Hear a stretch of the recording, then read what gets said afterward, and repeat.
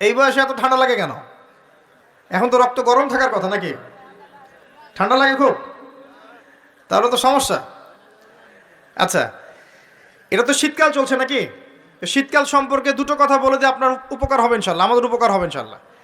একটা হাদিসে আসছে শীতকালটা হচ্ছে মুমিনদের জন্য গনিমত। মুমিনদের জন্য কি গনিমত? মানে হচ্ছে একটা সম্পদ, যে সম্পদটা যুদ্ধ করে লব্ধ করতে হয়, কিন্তু এখানে কোনো যুদ্ধের প্রয়োজনই হচ্ছে না। গনিমত, উপহার, গিফট। কিরকম? শীতকালে রাতটা হয় লম্বা। রাত কি হয়? লম্বা হয় না? এতে করে সারা রাত আপনি অনেক ইবাদত করতে পারবেন। আর দিনটা হয় ছোট। দিনটা ছোট হয় না? এতে করে আপনি দিনের বেলা সওম বা রোজা রাখতে পারবেন। শীতকাল আসলেই সাহাবীরা বলতেন আহলান সাহলান। শীতকালকে বলতেন আহলান সাহলান, শীতকাল তুমি এসেছো, আলহামদুলিল্লাহ।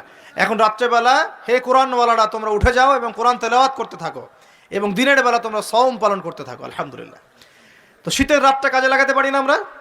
রাতের একটা অংশ ঘুমিয়ে যাবেন, শেষ অংশে উঠে তাহাজ্জুদ পড়বেন এবং কোরআন তেলাওয়াত করবেন এবং আল্লাহর কাছে হাত তুলে দোয়া করবেন। ইনশাআল্লাহ শেষ অংশে, রাতের শেষ অংশে আপনি যে দোয়াই করবেন, আপনার রিজিক যদি হালাল হয় ইনশাআল্লাহ কবুল হয়ে যাবে। শীতকালকে কাজে লাগান। আবার দিনটা হয় ছোট, তাই দিনের বেলা আপনি সওম বা রোজা রাখতে পারবেন। আল্লাহ পাক তৌফিক দান করুন। আমিন। শীতকাল সম্পর্কে একটা এরকম বর্ণনা আছে, যখন কঠিন শীত আসবে তখন ওই শীতটা থেকে একটা আশ্রয় প্রার্থনা করতে হয় আল্লাহর কাছে, আল্লাহ এই কঠিন শীত থেকে আমাকে বাঁচাও। কারণ কি জানেন? কারণ হচ্ছে জাহান্নাম বছরে 2টা নিঃশ্বাস ছাড়ে। কয়টা নিঃশ্বাস? একটা নিঃশ্বাস গ্রীষ্মকালে যখন প্রচণ্ড দাবদাহ চলে, ওইটা হচ্ছে জাহান্নামের নিঃশ্বাসের ফসল।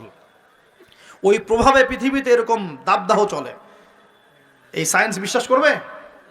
করবে না। ওর বিশ্বাসের আমার যায় আসে না। আল্লাহ পাক বলেছেন সত্য, রাসূল বলেছেন সত্য। আরেকটা হচ্ছে শীতকালে যখন প্রচণ্ড ঠান্ডা, তখন শীতকালে জাহান্নামের এমন একটা জায়গা আছে যেটা কিন্তু শীতল জায়গা। জাহান্নামের পুরো জায়গাটাই কিন্তু আগুন নয়, এমনও জায়গা আছে যেটা কি খুব শীতল। ওই শীতল অংশ শ্বাস ছাড়লে এই যে পৃথিবীতে সেই এই শীতের একটা প্রভাব চলে আসে, প্রচণ্ড ঠান্ডার শৈত্যপ্রবাহ চলে আসে। এটা হয়তো অনেকে বিশ্বাস করবে না, মনে করবে যে এটা ধর্মান্ধ কথাবার্তা। হাদিসে আছে নবী সাল্লাল্লাহু আলাইহি ওয়াসাল্লাম বলেছেন, কে সত্যবাদী? এই পুরো সভ্যতা না রাসূল সাল্লাল্লাহু আলাইহি ওয়াসাল্লাম? এই বিশ্বের সমস্ত মানুষ সত্যবাদী বেশি না আল্লাহর রাসূল বেশি সত্যবাদী? বাস, আর কোনো দরকার আছে কথার? শীতকালটা কাজে লাগাই। এই শীতকালে আমি একটা আমল বলে দিই প্রিয় ভাইরা। শীতকালে নবী সাল্লাল্লাহু আলাইহি ওয়াসাল্লাম এই যে তাহাজ্জুদ পড়তে উৎসাহিত করেছেন, সওম রাখতে উৎসাহিত করেছেন এবং সাহাবীরা কোরআন তেলাওয়াত করতে উৎসাহিত করেছেন। একটা হাদিসে আছে তিনটা কাজ মানুষের গোনার একটা বড় বড় অংশকে মিটিয়ে দিবে। 1 নম্বর কাজ হচ্ছে সংকটকালীন অবস্থায় দান। মানে আপনার দান করার এখন সামর্থ্য খুব কম, টাকা পয়সার টানা হেঁচড়া আছে, এখন আপনি দান করছেন, এই দানের বিনিময়ে আল্লাহ পাক গুনাহ আপনার মাফ করে দিবেন ইনশাআল্লাহ। 2 নম্বরটা হচ্ছে যে কঠিন গরম পড়েছে, এই গরমের দিনে আপনি রোজা রেখেছেন, তৃষ্ণার্ত থেকেছেন, এই গরমে রোজা রাখার কারণে আপনার গুনাহ মাফ হয়ে যাবে ইনশাআল্লাহ। আরেকটা কাজ হচ্ছে প্রচণ্ড শীতকাল, এই যে এখন শীতকাল পড়ছে, এই শীতকালে আপনি ঠান্ডা পানিতে অজু করছেন কষ্ট করে, এই অজুর বদৌলতে আপনার গুনাহগুলো মাফ হয়ে যাবে ইনশাআল্লাহ। তো 3টা কাজ শীতকালে পাওয়া যাচ্ছে না? 3 নম্বর কাজটা শীতকালে পাওয়া যাচ্ছে না, যে শীতের সময় পূর্ণাঙ্গ রূপে অজু করলে আপনার গুনাহগুলো মাফ হয়ে যাবে ইনশাআল্লাহ। তো শীতকালে মাশাআল্লাহ আমাদের ওয়াজ মাহফিলগুলো হবে, ওয়াজ মাহফিলগুলোতে অ্যাটেন্ড করবেন, ঈমান রিচার্জ করবেন, রাতের বেলা তাহাজ্জুদ পড়বেন ইনশাআল্লাহ। তাড়াতাড়ি ঘুমিয়ে যাবেন যাতে করে শেষ রাতে আপনি উঠতে পারেন। রাতটা লম্বা হবে, একটা অংশে কোরআন তেলাওয়াত করবেন, একটা অংশে দোয়া করবেন ইনশাআল্লাহ তাআলা। আল্লাহ পাক দুনিয়া আখিরাতের যত হাজত আপনার পূর্ণ করে দিবেন ইনশাআল্লাহ। আর দিনের বেলা সম্ভব হলে সওম রাখবেন। আরেকটা কাজ আমাদের করা উচিত, এটা আমি মাহফিলের মাধ্যমে অ্যানাউন্স করছি, আমাদের উচিত শীতকালে আশপাশে যে দরিদ্র শীতার্থ মানুষগুলো আছে, স্পেশালি গ্রামাঞ্চলে, দেশের উত্তরাঞ্চলে কিন্তু প্রচুর শীত পড়ে, এরকম বিভিন্ন অঞ্চলে কিন্তু প্রচুর শীতার্থ মানুষ আছেন। এই শীতার্থ মানুষদের জন্য সামর্থ্যবানদের উচিত হবে শীত বস্ত্রের ব্যবস্থা করা, কম্বল হোক, অন্যান্য গরম কাপড় হোক, এগুলোর ব্যবস্থা করে বিভিন্ন ফাউন্ডেশন বা সংগঠন বা পলিটিক্যাল অ্যাসোসিয়েশন বা মসজিদ মাদ্রাসা এগুলোর উদ্যোগে এই শীত বস্ত্রগুলো মানুষের মাঝে বিতরণ করার চেষ্টা করতে হবে ইনশাআল্লাহ তাআলা। পারা যাবে না ইনশাআল্লাহ? আমরাও নিয়াত করছি ইনশাআল্লাহ এই শীতে আমরা পুরো বাংলাদেশ ব্যাপী আমাদের সামর্থ্য অনুযায়ী মানুষের সাদাকাগুলোকে কালেক্ট করে আমরা শীতবস্ত্র বিতরণ করবো ইনশাআল্লাহ তাআলা। এবং আমরা রিকোয়েস্ট করবো আপনাদের দানের হাতটাকে প্রশস্ত করতে। তবে মনে রাখবেন কখনো যদি দেখেন যে আমার নামে বা আমাদের ফেসবুক আইডি ইউজ করে, পোস্টকে ইউজ করে কেউ দান সৎকা চাচ্ছে, এনশিওর না হওয়া পর্যন্ত কেউ দান করবেন না। এরকম প্রচুর প্রতারক, ফ্রড বের হয়েছে যারা আমাদের নাম ইউজ করে কিন্তু মানুষের কাছে টাকা পয়সা চাওয়ার চেষ্টা করছে। আমি কখনো মানুষের সামনে এভাবে কোনো প্রজেক্টের জন্য টাকা পয়সা চাই না। যদি চাই এইভাবে জনসমক্ষে এসে বলবো যে এই প্রজেক্টের জন্য চাচ্ছি। যেমন এখন যেটা বললাম, ইনশাআল্লাহ শীতকালে আমরা শীতবস্ত্র বিতরণ করব। যার যার সামর্থ্য আছে আমাদের অফিসিয়াল পেজে আমাদের সব নাম্বারগুলো, অ্যাকাউন্ট নাম্বারগুলো দেওয়া হবে, সেখানে আপনারা পাঠাবেন, আমরা বিতরণ করবো ইনশাআল্লাহ। এবং সেটা সম্পূর্ণ আমার নিজের তত্ত্বাবধানে চলবে ইনশাআল্লাহ তাআলা। এখন এই কাজগুলো শুধু আমরা করব না, আপনারাও করবেন। বিভিন্ন সংগঠন থেকে করবেন, আপনাদের মসজিদ থেকে করবেন, মাদ্রাসা থেকে করবেন, পলিটিক্যাল অ্যাসোসিয়েশন থেকে করবেন, ধর্মীয় সংগঠনগুলো থেকে করবেন। এতে করে কি হবে জানেন? নবী সাল্লাল্লাহু আলাইহি ওয়াসাল্লাম বলেছেন, আপনি যদি কোনো বান্দা যদি অন্য মুসলিম ভাইয়ের কোনো হাজত প্রয়োজন পূরণ করে দেয়, আল্লাহ রাব্বুল আলামিন কিয়ামতের মাঠে তার হাজত পূরণ করে দেবে ইনশাআল্লাহ। অন্য বর্ণনায় আছে দুনিয়া এবং আখিরাতে আল্লাহ পাক তার হাজত পূরণ করে দেবে ইনশাআল্লাহ। একটা হাদিসে এসেছে, একজন বান্দা যতক্ষণ মুসলিম ভাইয়ের প্রয়োজন পূরণ করে, আল্লাহ রাব্বুল আলামিন ততক্ষণ পর্যন্ত তার প্রয়োজন পূরণ করে থাকেন। অতএব অন্যের মুখে হাসি ফোটানোর নিমিত্তে এই শীতার্থ মানুষগুলোর পাশে আমাদের দাঁড়ানো উচিত। আল্লাহ পাক আমাদেরকে তৌফিক এনায়েত করুন। শীতকালে এই কাজগুলো করবেন। আর শীতকালে কিন্তু কিছু কিছু নোংরামি কাজ হয়, এই কাজগুলোও বর্জন করতে হবে। পারবেন না ইনশাআল্লাহ? এক নম্বর নোংরামিটা হচ্ছে, শীতকালে দেখবেন এমন কিছু অনুষ্ঠানের আয়োজন করা হয় যেগুলোতে অপসংস্কৃতির বাদ্যযন্ত্র বাজতে থাকে। খেয়াল করে স্পেশালি দেখবেন গ্রামে গঞ্জে কিছু কিছু পিকনিক আয়োজন করে, এগুলোতে দেখবেন এমন গান বাজনা বাজায়, ডিজে গান বাজায় যে মানুষের সারা রাত ঘুম হারাম হয়ে গেছে।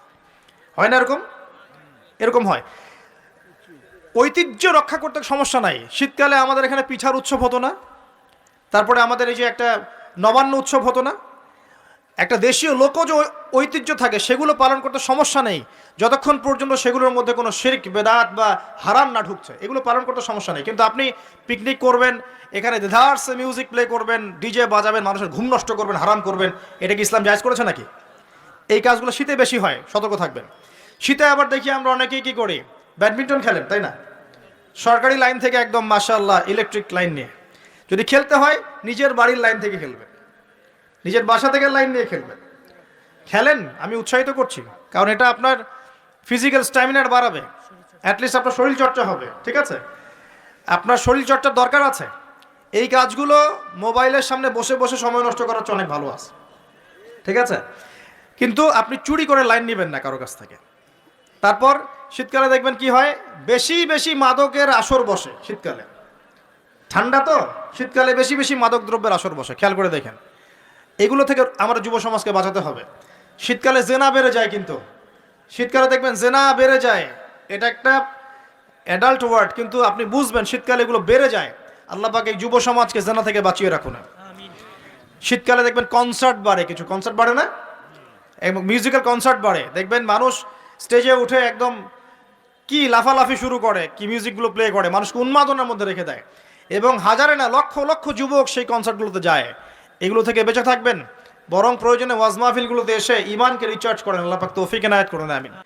কোন মুসলিম যুবক কি ফজরের আজান শুনে নামাজ না পড়ে ঘুমাতে পারে? আবার দুপুর 12টায় ঘুম থেকে উঠতে পারে, দুপুর 2টায় নাস্তা করতে পারে, বিকেল সময়টা গার্লফ্রেন্ডের সাথে ঘুরতে পারে, আর সন্ধ্যাবেলায় বন্ধুদের সাথে আড্ডাবাজি করে, জুয়া খেলে, বারের সময় কাটিয়ে রাত্রে আবার এসে ইন্টারনেট চালাতে চালাতে 3টা 4টা 5টা বাজে, তখন ঘুমিয়ে যায়। এই হচ্ছে এখনকার যুব সমাজের আদর্শ।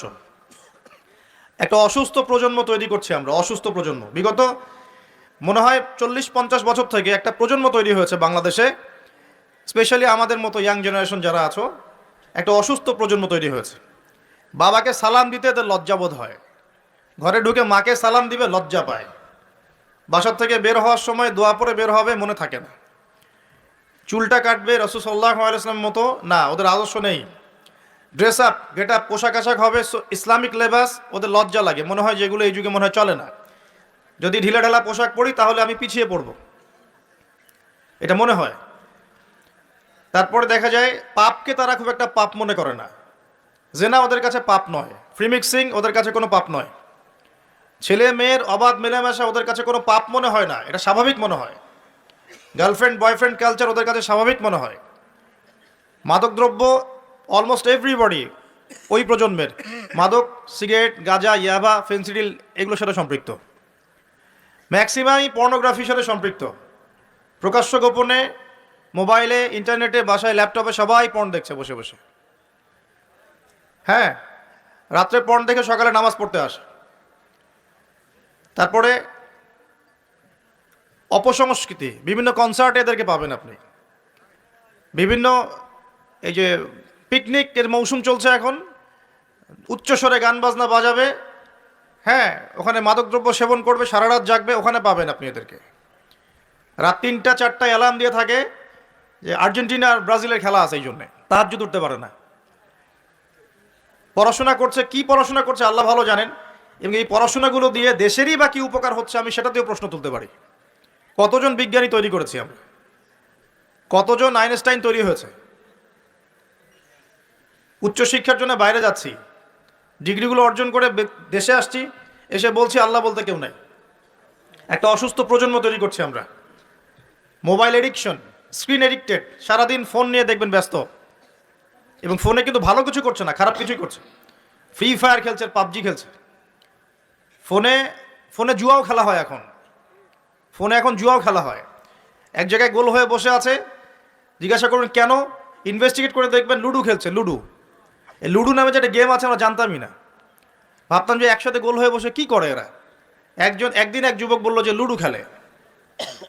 একটা অসুস্থ প্রজন্ম তৈরি করেছি আমরা। এই প্রজন্মের হাতে দেশও নিরাপদ না।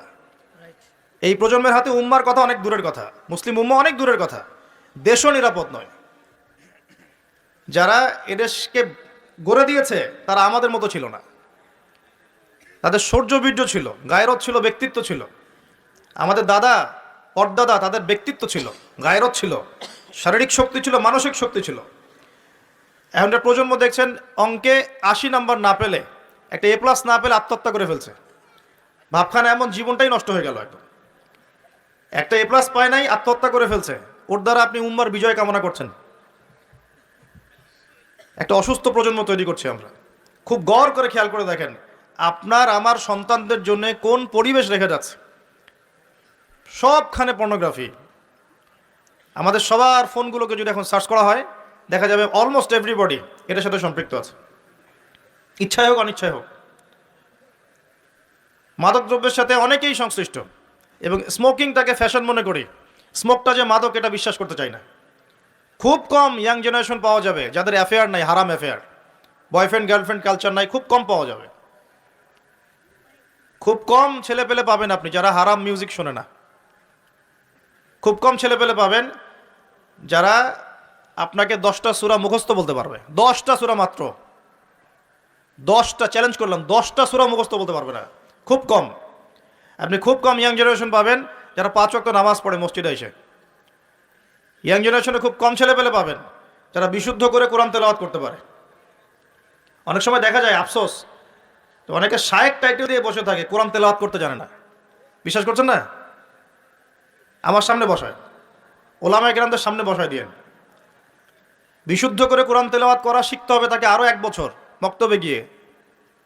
তারপরে পড়তে হবে আরবি ব্যাকরণ, তারপর আরবি বালাগাত, উসুল, তারপর আকীদা, হাদিস, ইবারত, ফিকহ, উসুলে হাদিস। এই সাবজেক্টগুলো কভার করার পরে ইফতা দিতে হবে, ইফতা, তারপর হবে মুফতি। এত পড়াশোনার এখন প্রয়োজন হয় না, সবাই ইন্টারনেট ছায়েক এখন। বিশুদ্ধ করে কোরআন তেলাওয়াত করতে পারছে না, স্টেজে উঠে বলছে অমুক মুফতিকে ডাকো, তমুক মুফতিকে ডাকো, বাসে বসবো। এই ফিতনাগুলো বন্ধ করতে হবে। কনস্ট্রাকটিভ পড়াশোনা দরকার। আমাদের যুব সমাজের কতজন ছেলে পেলে বিশুদ্ধ করে কোরআন তেলাওয়াত করতে পারে একটা জরিপ করে দেখেন। যারা পারে তাদের পড়াগুলোকে ওস্তাদদের সামনে শোনান, দেখবেন কতগুলো ভুল বের করা যায়। শুধু কোরআন তেলাওয়াতের কথাই বললাম, আর সিলেবাস তো অনেক গভীর। আজকে থেকে 10 বছর আগে মনে করতাম অনেক জানি, এই 10 বছর পরে এসে দেখছি যে আসলে এমন এক সাগরে ডুব দিয়েছি আমি কিছুই জানি না এখনো। ইসলাম এত গভীর একটা সমুদ্র, ইসলামের এই জ্ঞান, যে মনে হচ্ছে আমি 2%ও জ্ঞান অর্জন করতে পারিনি আজ পর্যন্ত। বিশ্বাস করেন, মন থেকে কথাটা বললাম। যত গভীরে যাবেন আপনি মনে হবে আপনি জাহেল। কি বলবো আপনাদেরকে, আমার তো বলার যোগ্যতাই নাই। আর এমনও ব্যক্তি দেখছি ওয়াজ মাহফিলের মঞ্চগুলোতে এসে কসম আল্লাহর, বিশুদ্ধ করে কোরআনের একটা আয়াতও তেলাওয়াত করতে পারে না, শায়েক লকব দিয়ে বসে আছে, বাহাসের জন্য মানুষকে ডাকছে। কোথায় ধর্ম চলে গেছে বাংলাদেশে! আর সাধারণ মানুষ তো সব বোঝে না, ওলামায়ে কেরাম যারা আছেন তাদের কথা সবার কাছে পৌঁছাচ্ছে না। তো এই ইন্টারনেটটা সবসময় উপকার করে নাই, অনেক সময় অনেক ক্ষতিও করেছে। কিছু কিছু ভালো জিনিস পাচ্ছেন ইউটিউবে, ফেসবুকে, হয়তো এগুলো যথেষ্ট না, কিন্তু এর মধ্য দিয়ে আপনি অনেক খারাপ জিনিসও পেয়েছেন। এমন অনেক ফিতনা ছড়িয়ে গেছে যেগুলো আসলে শক্তভাবে প্রতিহত করা দরকার ছিল। কে করবে প্রতিহত? যাদের কাছে ক্ষমতা আছে তাদের উচিত এগুলো প্রতিহত করা। আল্লাহ তৌফিক দান করুন। দ্বীন ইসলাম হুমকির মুখে পড়ছে, একটা অসুস্থ প্রজন্ম তৈরি করে যাচ্ছি আমরা। আমাদের বাচ্চারা, এই যে মেয়ে বাচ্চাগুলো, সুবহানাল্লাহ, আমরা তো ঢাকার মানুষ, এখন পোশাক বলতে আর কোনো পোশাক নাই। মানে পোশাক মানে ছেলে যা পরে মেয়েও তাই পড়ছে। যে কাপড়গুলো বাসায় পরে থাকে ছেলেরা, ছেলে মানুষরা যেই কাপড়গুলো বাসায় পরে থাকে, সেই কাপড় পরে মেয়েরা বাইরে গিয়ে শপিং করছে। বাইরে গিয়ে, বিশ্বাস করছেন না কথা? যে কাপড়গুলো আমরা বাসায় পরি, জিন্স, এই যে ভিতরের স্যান্ডো গেঞ্জি বলি না, ছোট যে গেঞ্জিটা আমাদের গায়ের সাথে লেগে থাকে, কি বলেন, স্যান্ডো গেঞ্জি বলেন না? হ্যাঁ, এই টাইপের। আর এই শীতকালে আমরা যে একটা ইনার পরি নিচে, যেটা আমরা অনেক সময় খেলাধুলার ক্ষেত্রে ইউজ করে, ভিতরে পড়ে একটা ইনার বলে। তো এইগুলো পরে বাইরে মেয়েরা চলছে। একটা ছেলে মানুষেরই তো লজ্জা লাগে এগুলো পরে ঘুরতে। আপনি কি আপনার খালি গা হয়ে বা স্যান্ডো গেঞ্জি পরে বাইরে পাবলিকলি আসতে লজ্জাবোধ করেন না একটু? আপনি অবশ্যই উপরে একটা শার্ট পরেন, অথবা একটা জ্যাকেট পরেন, বা একটা চাদর পরেন, বা একটা পাঞ্জাবি বা জুব্বা পরে আসেন, তাই না? ভিতরের কাপড় পরে মেয়েরা বাইরে ঘুরছে এখন। এখন এই পরিবেশে আপনার মেয়ে যখন যাবে, 5 বছর 10 বছর মনে করেন বাসায় ছিল, ভালো তরবিয়ত দিয়েছেন, এখন বাইরে তো যেতে হবে, স্কুলে যাবে বা মাদ্রাসায় যাবে। ও যখন এই পরিবেশটা দেখবে, ওর কাছে মনে হবে আমি দুঃস্বপ্ন দেখছি। এমনও পোশাক আছে যে পোশাকগুলো পরে ঘুরে বেড়ায় আমাদের বড় বড় শহরের মেয়েরাই, যে পোশাকগুলো পরার পরেও তাদের গায়ের ভিতরের কাঠামো দেখা যায়। এখন এই প্রশ্ন করার, এই অহেতুক প্রশ্ন করার দরকার নাই যে আপনারাও কি তাহলে দেখেন নাকি, এই প্রশ্ন করার দরকার নাই, এটা বেয়াদবি প্রশ্ন। মূল কথা হচ্ছে ঘটনা সত্য কিনা, এটা হচ্ছে কথা। কারণ সবাই চোখ নিয়ে চলাফেরা করে, আর চোখ তো আর আকাশের দিকে উঠায় আপনি হাঁটতে পারবেন না, পারবেন? আর জমিনের দিকে তাকায় তো আপনি হাঁটতে পারবেন না। আপনাকে এদিকে তাকাইতেই হবে, ডানে বামে, যেদিকে তাকাবেন সেদিকে এগুলো দেখতে পারবেন। এরকম পরিবেশে আমাদের মেয়েরা বড় হচ্ছে। বিশ্বাস করেন, ম্যাক্সিমাম মেয়ে কোরআন বিশুদ্ধ করে তেলাওয়াত করতে পারে না, 5 ওয়াক্ত নামাজ পড়তে জানে না, ওযুর ফরজ কি জানে না। এমনকি এমন কিছু প্রশ্ন আসে আমাদের কাছে অনলাইনে যে ভাবি যে এত বেসিক প্রশ্নও মানুষ জানে না, এত বেসিক প্রশ্ন। মনে করেন প্রশ্ন করছে যে নামাজে সুবহান রাব্বিয়াল আ'লা এটা বাদ দিয়ে অন্য কোনো তাসবিহ পড়লে হবে কি না। এটা খুব কমন একটা বেসিক প্রশ্ন না? এর উত্তর কে না জানে? তো কোন জায়গায় আছি দেখেন। একটা সময় ছিল, আমি হিস্ট্রির অনেক গভীর ছাত্র, আন্দালুসিয়া একটা সময় ছিল, ওই সময় প্রত্যেক ঘরে ঘরে একজন করে হাফেজা মেয়ে পাওয়া যেত। হ্যাঁ, ঘরে ঘরে শুধু হাফেজা না, মুহাদ্দিসা মেয়ে পাওয়া যেত। কোনো কোনো ক্ষেত্রে মেয়েরা ফকিহ হয়েছে। এখন দেখবেন বেসিক অজুর মাসআলা, গোসলের মাসআলা, হ্যাঁ, ফরজ গোসলের মাসআলা, নামাজের ফরজ ওয়াজিব, হায়েজ নেফাসের মাসআলা, এই বেসিক মাসআলাগুলো আমাদের তরুণ প্রজন্ম জানে না। অথচ এদিকে পড়াশোনা করেছে 20 বছর 25 বছর। কোথায় পড়াশোনা করলেন আর কি শিখলেন? আর এত টাকা পয়সা খরচই বা কেন করলেন এর পিছনে? আমরা তো বলছি না যে জেনারেল শিক্ষায় শিক্ষিত হবেন না, কিন্তু ইসলামিক শিক্ষাকে বিসর্জন দিয়ে কি জেনারেল শিক্ষায় শিক্ষিত হতে হবে? ইসলামিক শিক্ষার কোনো দরকার নাই, দুনিয়ায় সব কিছু। আর জেনারেল শিক্ষা শিক্ষিত হয়ে আপনি কি সত্যি আপনার শিক্ষা দিয়ে দেশ এবং জাতির খেদমত করছেন, নাকি একটা সার্টিফিকেটের জন্য আপনি দৌড়াচ্ছেন? নিজের মনকে, বিবেককে প্রশ্ন করবেন সততার সাথে, আয়নার সামনে দাঁড়িয়ে, সত্যি কি আপনি আপনার জ্ঞান দিয়ে সমাজের কোনো খেদমত করেছেন কিনা, নাকি আপনি জ্ঞানটা অর্জন করতে চাচ্ছেন শুধুমাত্র একটা সার্টিফিকেট অর্জন করা, সার্টিফিকেট দিয়ে একটা জব না হলে বিয়ে হবে না, বিয়ে না হলে মেয়ে দিবে না, মেয়ে না দিলে আমি তো জীবনে কিছুই করতে পারলাম না। এই তো জীবন চক্রটা তো এমনিই চলছে। তরুণ প্রজন্মকে আমি প্রথমে রিকোয়েস্ট করব যে একটা আয়াত দিয়ে আলোচনা শুরু করেছি, প্রিয় ভাইয়েরা এবং বোনেরা। আল্লাহ পাক বলেছেন ওয়ামা আতাকুমুর রাসূলু ফাখুযুহ। আল্লাহর আদেশ এটা, যখন আল্লাহ পাক কোনো আদেশ করেন সেটা কিন্তু ফরজ হয়ে যায়। আল্লাহর আদেশ কি হয়? আল্লাহ যখন কোনো আদেশ করেন সেটা কি হয়? ফরজ। আল্লাহ পাক বলেন ওয়ামা আতাকুমুর রাসূল ফাখুযুহ।